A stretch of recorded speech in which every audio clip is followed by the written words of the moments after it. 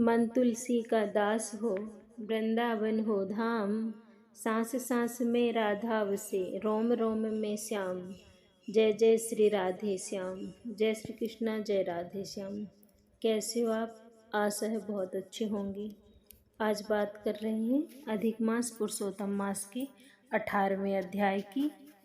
चलते हैं कथा की ओर। पुरुषोत्तम मास का, अधिक मास का 18वां अध्याय।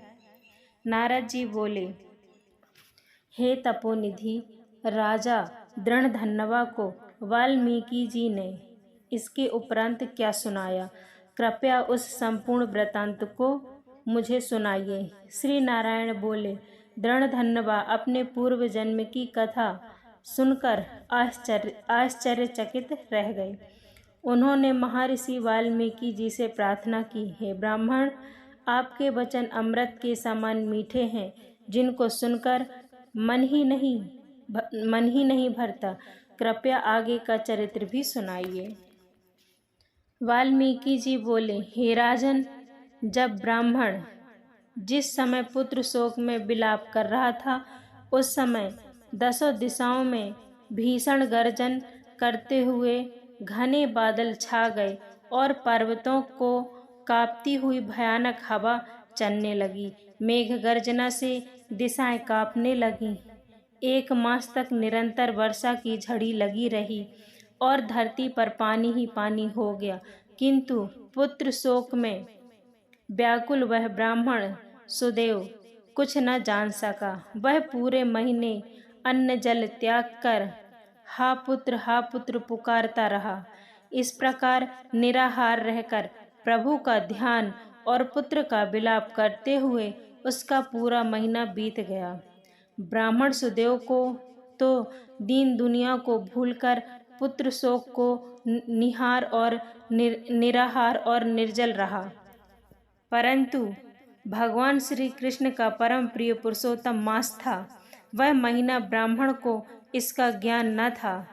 तब भी भगवान के स्मरण और कीर्तन करते रहने से पुरुषोत्तम मास का व्रत और सेवा हो गई। उसके फलस्वरूप श्री हरि अत्यंत प्रसन्न होकर उन ब्राह्मण दंपत्ति के सम्मुख प्रकट हो गए। भगवान पुरुषोत्तम के दर्शन करके गोद में मृत पुत्र को धरती पर रखकर पति पत्नी खड़े हो गए और भगवान को दंडवत प्रणाम किया। भगवान को दंडवत प्रणाम करने के पश्चात ब्राह्मण सुदेव ने हाथ जोड़कर प्रभु श्री कृष्ण से कहा, हे प्रभु, आप ही हमारा एकमात्र सहारा और आधार हैं। मैं पुत्र की असमय मृत्यु के कारण शोक अग्नि में जल रहा हूँ। आप मेरी इस शोक से रक्षा कीजिए। ब्राह्मण सुदेव की यह प्रार्थना सुनकर भगवान कृष्ण कहने लगे, हे सुदेव, तुम धन्य हो, परम भाग्यशाली हो। तीनों लोकों में तुम्हारे भाग्य को कहने में कोई समर्थ नहीं है। हे तपोधन, अब जो आगे होगा वह सुनो। मैं वरदान देता हूँ कि तुम्हारा यह पुत्र 12,000 वर्ष तक जीवित रहेगा। इसी प्रकार का एक प्राचीन इतिहास है जिसे राजा रघु से श्री मार्कंडेय ऋषि ने कहा था। मैं तुम्हें वह इतिहास सुनाता हूँ, ध्यान पूर्वक सुनो। श्री नारायण जी बोले, अत्यंत प्राचीन काल में धनु नार्म नामक एक महान तपस्वी थे। उन्होंने संसारी मनुष्यों को पुत्र संबंधी मानसिक दुख से दुखित होते देखा। तब इससे उनका मन अत्यंत दुखी हुआ। तब वह विचारने लगे कि मुझे अमर पुत्र लाभ हो, और इसीलिए उन्होंने 1000 वर्ष तक कठोर तप किया। तब देवताओं ने आकर धनु से कहा, हे मुनीश्वर, हम तुम्हारे तप से प्रसन्न हैं। तुम्हारा कल्याण हो, जो इच्छा हो वह वर मांगो। देवताओं के इस प्रकार के वचन सुनकर महर्षि धनु नार्म ने कहा, आप मुझे अमर और बुद्धिमान पुत्र दीजिए। सब देवताओं ने कहा, ऐसा अभी पृथ्वी पर तो नहीं हो सका।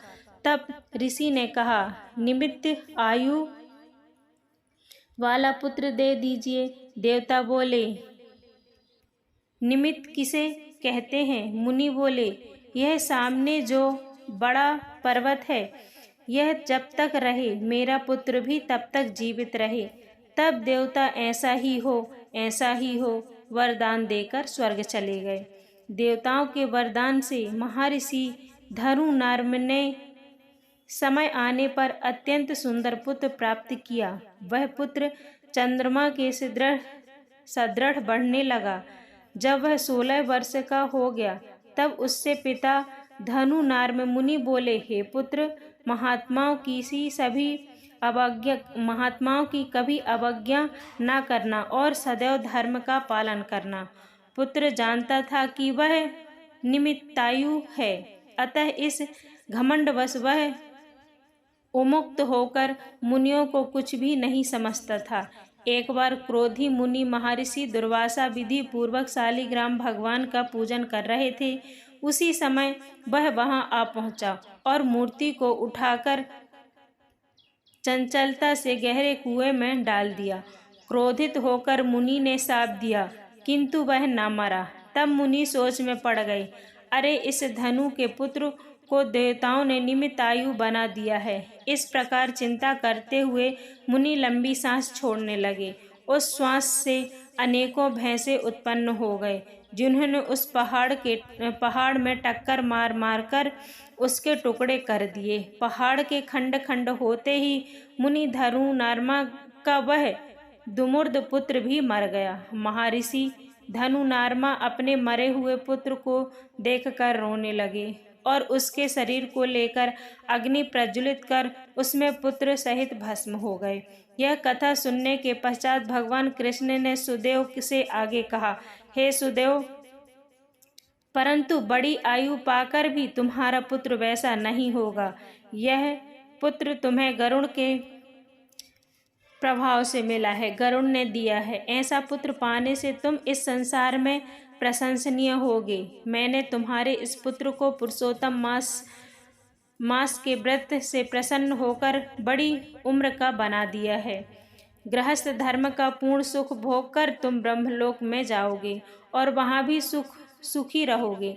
इस प्रकार वहां 1000 देवताओं के वर्ष तक सुख भोगोगे।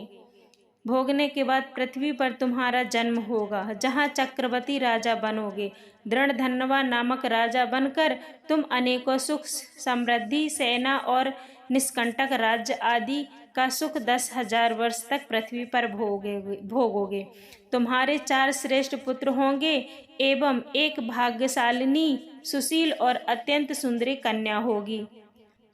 हे बड़भागी, इस प्रकार देव दानव दुर्लभ अनेकों सुख भोगने से तुम अपने को कृतार्थ मान बैठोगे और अनायास तुम्हारा मन दुस्थिर सांसारिक सुखों की ओर लग जाएगा और तुम संसार समुद्र के पार करने वाले विष्णु भगवान को भी भूल जाओगे। तब यही तुम्हारा पुत्र तोता बनकर और बट वृक्ष पर बैठकर तुम्हें ज्ञान देगा। उस समय तुम तोते के श्लोक का भाव न समझ पाने के कारण उदास होकर घर आकर चिंता के समुद्र में लीन हो जाओगे। हे सुदेव, उस समय तुम्हें वाल्मीकि ऋषि आकर ज्ञान देंगे। तब संशय निमित्त होने पर सांसारिक सुखों को त्याग कर हरिपद को अपनी स्त्री के साथ पाओगे, जिसमें लय लौट आएगी। भगवान ने सुदेव को उसके आगामी जीवन की कथा सुनाने के बाद उसके पुत्र को जीवित कर दिया। पति पत्नी दोनों ही पुत्र को जीवित देखकर बड़े प्रसन्न हुए। देवता भी उनके ऊपर पुष्प वर्षा करने लगे। सुखदेव के उठकर श्री हरि एवं माता पिता के चरणों में प्रणाम किया। उस समय अपने अंश से उत्पन्न सुखदेव को देखकर गरुड़ जी बड़े प्रसन्न हुए। ब्राह्मण सुदेव ने हाथ जोड़कर भगवान से कहा, हे प्रभु, मैं 4000 वर्ष तक कठोर तप करता रहा। तब आपने प्रकट होकर कहा था, हे पुत्र, तुम्हारे भाग में पुत्र नहीं है। अब उसके विपरीत स्वयं आकर मेरे पुत्र को जीवित कर दिया। इसका क्या कारण है? कृपया मुझे बतलाकर मेरे संशय को भ्रम निवारण करने की कृपा कीजिए। 18वां अध्याय समाप्त। राधे राधे।